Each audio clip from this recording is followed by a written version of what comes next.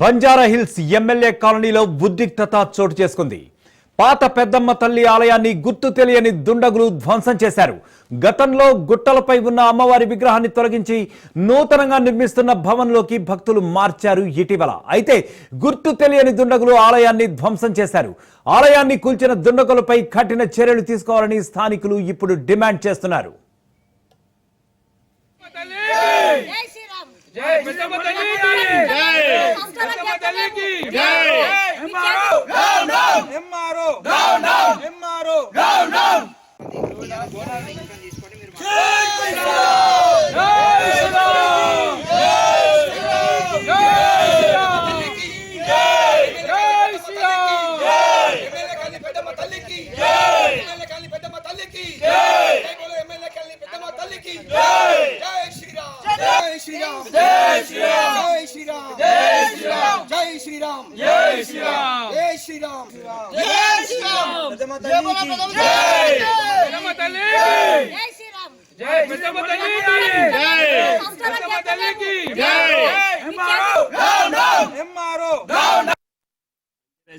పెద్దమ్మ మాత మందిరం ఇది ఆషాఢ మాసం చూడండి.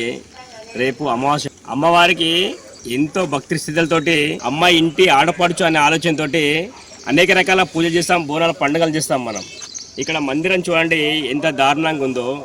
సిగ్గుశరం ఉన్నవాడు ఎవడైనా సరే కానీ, ఈ అధికారి కావచ్చు, వాడు ఎవరైనా కావచ్చు, కానీ మందిరం కూర్చోడానికి వీల్లేదు.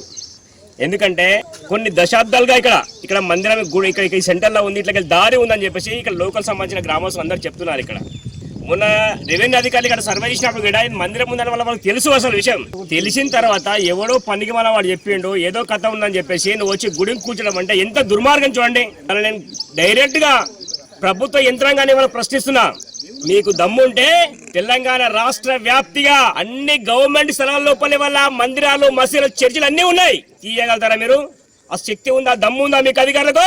ఇవాళ విషయంతో ప్రశ్నిస్తుంది. అవునయ్యా, ఎంత గవర్నమెంట్ అన్నాయి కదా, మరి వీళ్ళందరికి పట్టలు ఎందుకున్నాయి? వీళ్ళందరూ బిల్డింగ్ ఎందుకు కడుతున్నారు? మరి హిందువుల మనోభావాలకు సంబంధించిన మాత మందిరం మొన్ననే కదా పెద్ద ఎత్తున బోనాల పండుగ అయింది కదా. మరి ఇక్కడ ఉన్న వాళ్ళ భక్తులకు దీనికి ఎవరు పూజారులరు? వాళ్ళని విచారించావా? వాళ్ళకి నోటీస్ ఇచ్చావా? మరి ఎందుకు తీసేశారు మీరు? ఏ ఆలోచన తీసేశారు మీరు? ఎవరికి అమ్ముడు పోయారు ఇవాళ మీరు అధికారులు? మీ వల్ల మేము ప్రశ్నిస్తున్నాం. ఖబర్దార్ అధికారులు, మీరు అందరూ ఆలోచించండి. మందిరం ఎలా ఉందో అలా నిర్మించాలి, మీరు సహకరించాలి. లేదంటే పెద్ద ఎత్తున ఉద్యమం చేసి హిందుత్వ శక్తి ఏదో మీకు చూపిస్తాం. మీరు అధికారులు పనిచేయండి. MLA colony Banjara hills road number 12 పెద్దమ్మ తల్లి ఆలయం ఇది.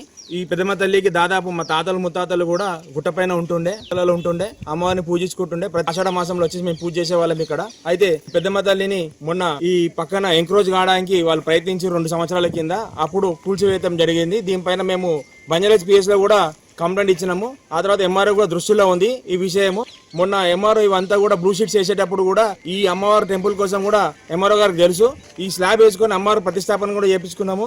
అమ్మవారి ప్రతిష్టాపన జరిగింది. ఈ ఆషాఢ మాసం మొత్తం కూడా బోనాలు చేస్తూనే ఉంటాము. ప్రతిసారి ఆదివారం 20-30 బోనాలు ప్రతి ఇంటి నుంచి కూడా వస్తూ ఉంటాయి. అందరూ కూడా అమ్మవారిని కొలుస్తూ ఉంటాము.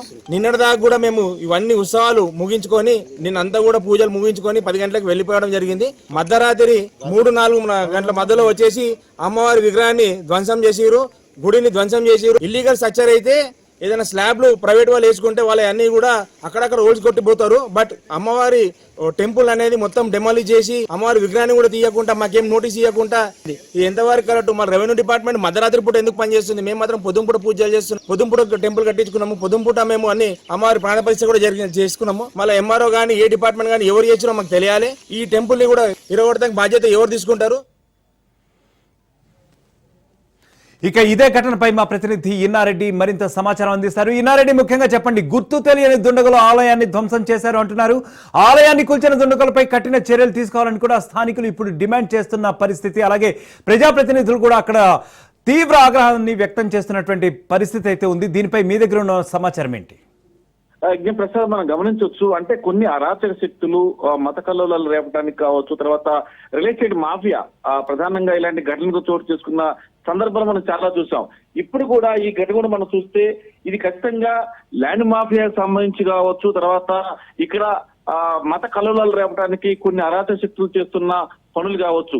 సో ప్రస్తుతం ఇప్పుడు మనం చూస్తే బంజారాహిల్స్లోని ఈ పాత పెద్దమ్మ గుడి ప్రాంతంలో ఈ రకంగా ఆలయాన్ని ధ్వంసం చేశారు గుర్తులేని వ్యక్తులు అని చెప్పేసి కూడా ఫిర్యాదు అందింది. సో ప్రధానంగా ఈ ఫిర్యాదును తీసుకున్న ఈ పోలీసులు తీసుకోవడం కాకుండా దీనికి కారకులైన వారి మీద చర్యలు తీసుకోవాలని చెప్పి దాని మీద కూడా ఖచ్చితంగా దృష్టి పెట్టాల్సిన అవసరం ఉంది. అయితే ప్రధానంగా మనం గమనిస్తే ఈ ఘటన మనం పరిశీలిస్తే ఇక ల్యాండ్ మాఫియా సంబంధించిన కొంతమంది ఇలాంటి దేవాలయాలను డిస్టర్బ్ చేసి అక్కడ ల్యాండ్ డెవలప్ చేసే ప్రక్రియలో భాగంగా కావచ్చు, లేకపోతే మరొక రకంగా ఏదో రకంగా మత కళలో సృష్టించే దానిలో భాగంగా ఇలాంటి ఆలయాలను ధ్వంసం చేసి ఏదో రకంగా గొడవలు పెట్టే ప్రక్రియలో భాగంగా కూడా ఇలాంటి ఘటనలు జరుగుతుందని మనం గమనించవచ్చు. సో మొత్తంగా చూస్తే ఇలాంటి ఘటనలు చోటు చేసుకున్న వెంటనే పోలీసులు కేసు నమోదు చేయడమే కాకుండా ఇలాంటి సెన్సిటివ్ ప్రాంతాలు అంటే ఎక్కడెక్కడైతే ఇలాంటి సెన్సిటివ్ గా విగ్రహాలు ధ్వంసం చేయటము, గుడులను ధ్వంసం చేయటము, ఇవన్నీ కూడా అరాచక శక్తులు కావాలని చేస్తున్న ప్రక్రియ భాగం కాబట్టి ఆయా ప్రాంతాల్లో సీసీ కెమెరాలు పెట్టి పోలీసులు నిఘా పెడితే ఖచ్చితంగా వాళ్ళు ఎవరో తెలుస్తుంది.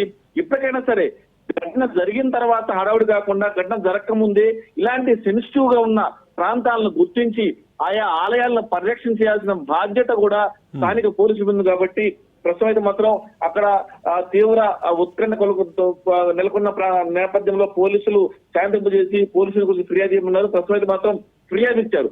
ఫిర్యాదు ఇచ్చిన తర్వాత మరోసారి మరో గుడికి ఇలాంటి ఘటన జరగకుండా ఉండాలంటే ఖచ్చితంగా పోలీసుల పర్యవేక్షణ, సీసీ కెమెరాల పర్యవేక్షణ ఉండాల్సిన అవసరం చెప్పి కూడా స్థానికులు ఆందోళన చేస్తా ఉన్నారు. Pragna Prasad. Okay Nareddy, thank you.